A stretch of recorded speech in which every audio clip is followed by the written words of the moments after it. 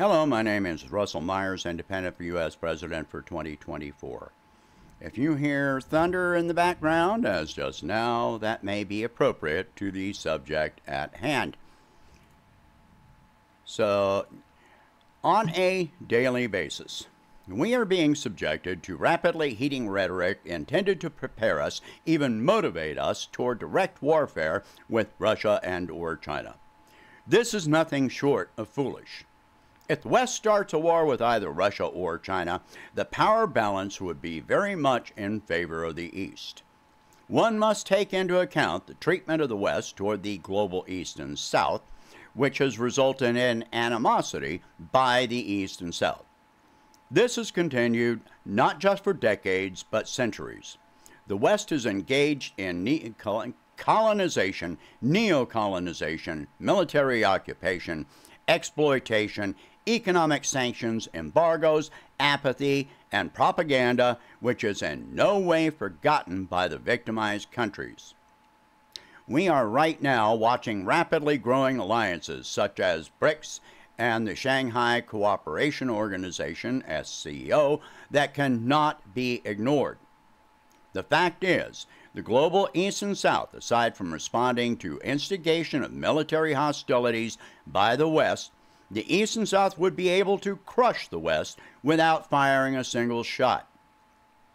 Remember, the West relies on an economic and political system which they created and have manipulated for the purpose of their own domination through exploitation of weaker nations and populations. That entire system relies heavily on resources which they do not possess. That system has become an ideology which the entire West is unable to extricate itself from.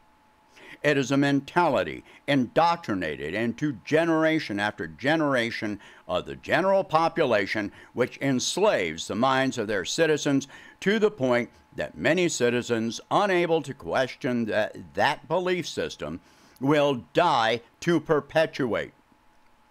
That system is also based on imaginary numbers created from thin air. Just economically, an alternative system can be created which would cripple the West, not for years, but for generations. Let me put all of this in less abstract terms.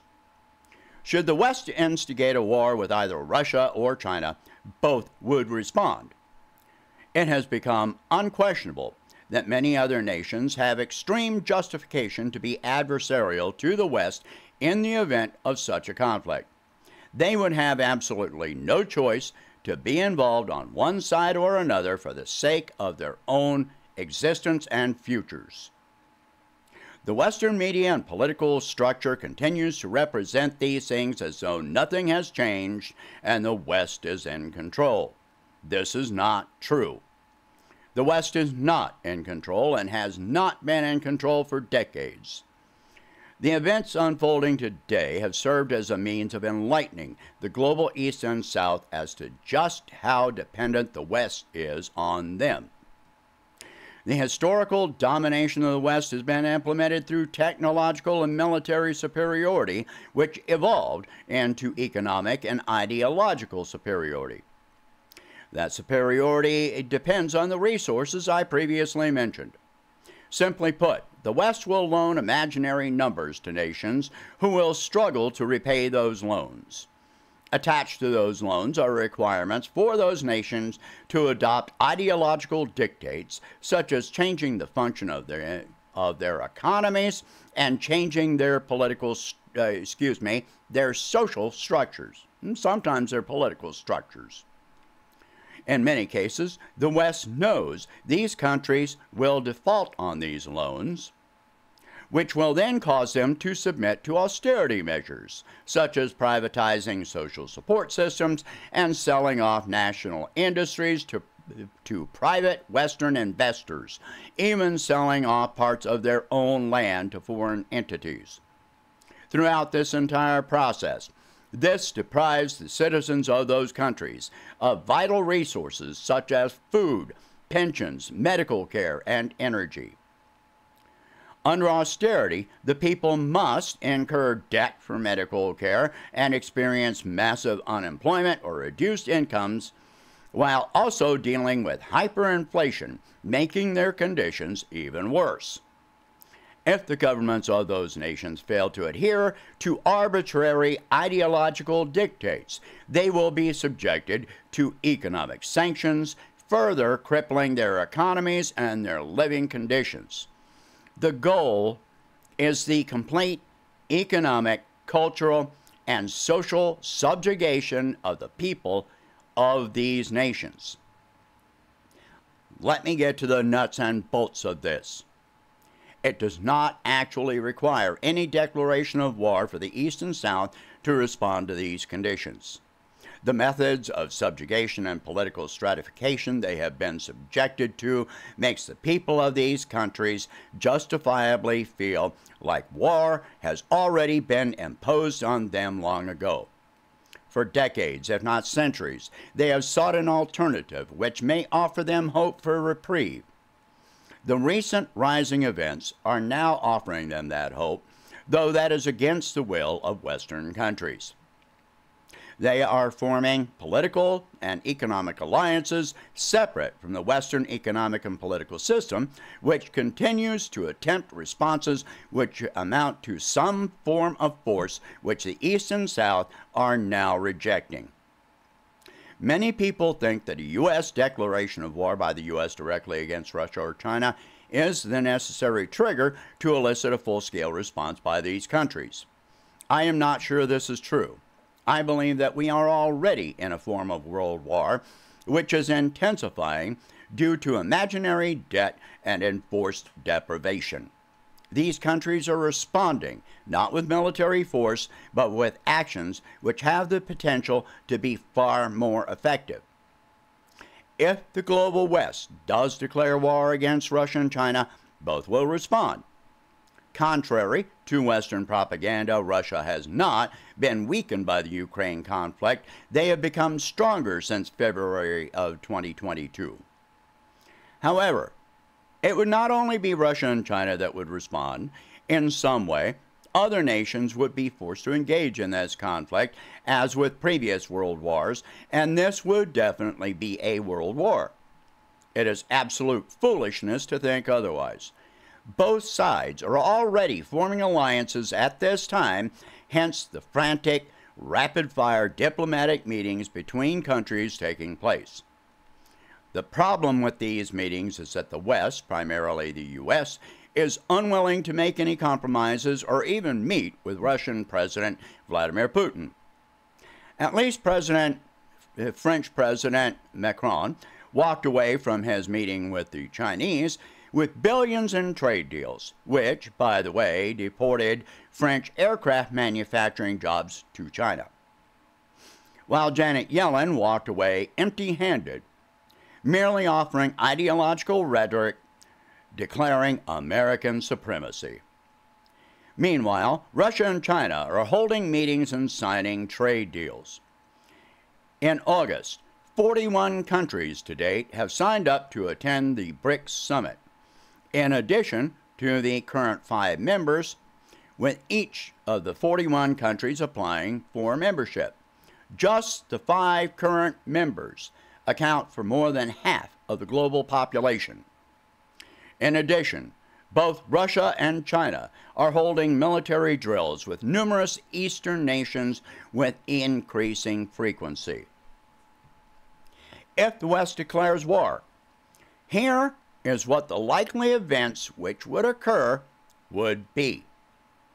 In various forms, military, political, and/or economic, the nations likely to become involved for the East and South would be Russia, China, Iran, North Korea, Iraq, Syria, Afghanistan, Kazakhstan, Belarus, Yemen, Palestine, Lebanon, Cyprus, Jordan, Saudi Arabia, India, Brazil, the United Arab Emirates, South Africa, Somalia, Pakistan, Uzbekistan, Armenia, Azerbaijan, Kazakhstan, Vietnam, Cambodia, Mongolia, Hungary, Libya, Egypt, Turkey, Sudan, Burkina Faso, and others, which lean that way at this time, but are uncertain. As I stated earlier, these countries combined would not have to fire a shot. They possess or control access to the majority of the world's commodities. They can deny access to iron, steel, coal, lithium, uranium, microchips, and intellectual resources. Most critically, they control the majority of a critical percentage of control over food and energy. This is not 1914 or 1941. Just as Allied countries shared resources such as weapons manufacturing, food, energy, and manpower during World War II, these countries would do the same in this scenario. In World War II, a major reason for Allied victory relied heavily on control of the majority of resources.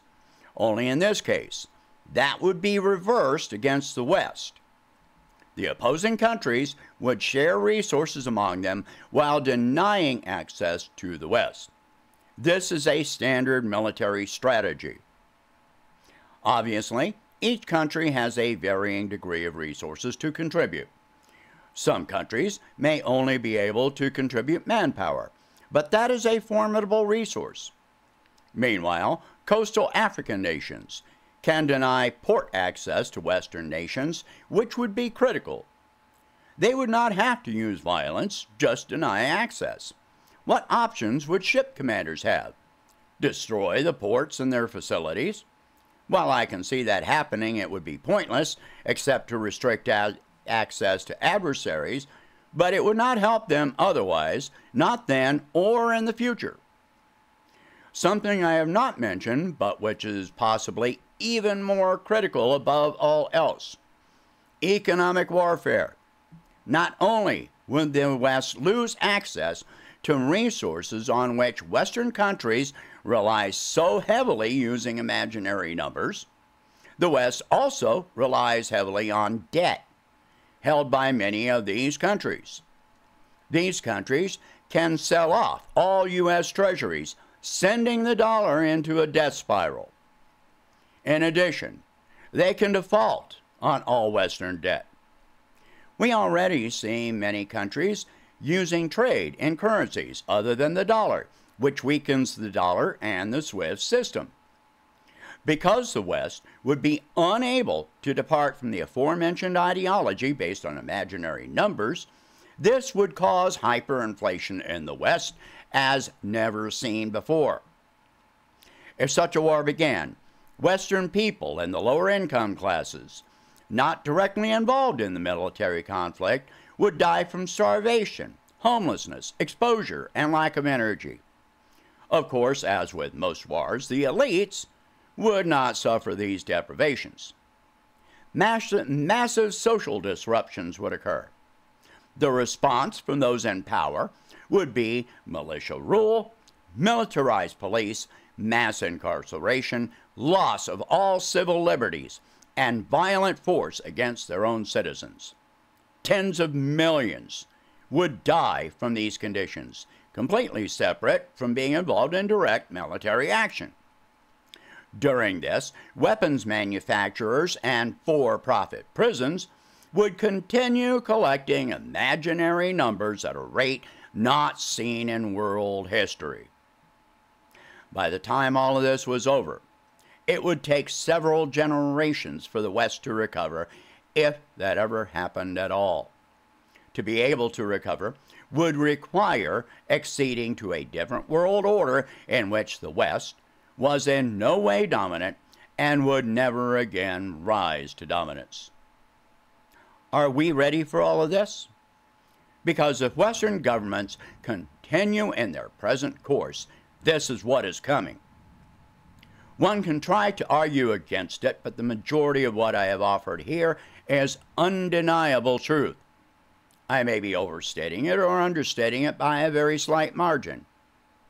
If anything, I believe that it is understated, and even more countries would be against the West. It should be obvious that I am against all of this. While other candidates or incumbents may claim to be against all of this occurring, each one of them has shown a history of being, shall we say, far more flexible and accommodating to the prevailing order than you would prefer. Each one is, in some way, an active participant in the prevailing order and have been their entire lives. How many of them have fully explained just what the risks are in our current conditions, as I have just done? Do you actually trust them to live up to their word, considering their own personal histories and current rhetoric? I have offered very clear policies regarding my approach to diplomacy and will continue doing so. My policies are public and well-defined. Nothing about that is going to change. It is absolutely mandatory for the U.S. to engage with other countries on an equal footing starting immediately. It is beyond time for the U.S. to end the policy of violence, hegemony, exploitation, instigation, and American exceptionalism. We cannot use military force against the majority of the planet and expect positive results. We account for only 4% of the global population. If other nations are adversarial to us, that is literally due to conditions we have created. It is our fully conscious choice, and it is a choice which we cannot continue making. We are not engaging with nations that have no knowledge of their own power anymore. They are sharing their knowledge of their own collective power, and that is something which we cannot prevent or obstruct, no matter how we try to do so. We are entering a paradigm of global change which we can no longer direct to our own selfish benefit. The role we take in this change and the result of that change is a role which we choose, or one which will be chosen for us. Which would you prefer? If elected, I would make the choice for the U.S. to be a productive and equitably contributing member of the global society.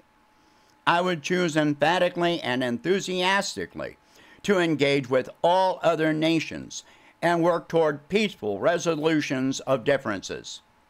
It's really not as hard as our so-called leaders make it out to be. Sometimes it may take time and patience. It may take creative effort. Those are efforts I am willing to make. What I am not willing to do is force our own citizens to suffer for poor choices directed by a select elite who have no concern for your welfare.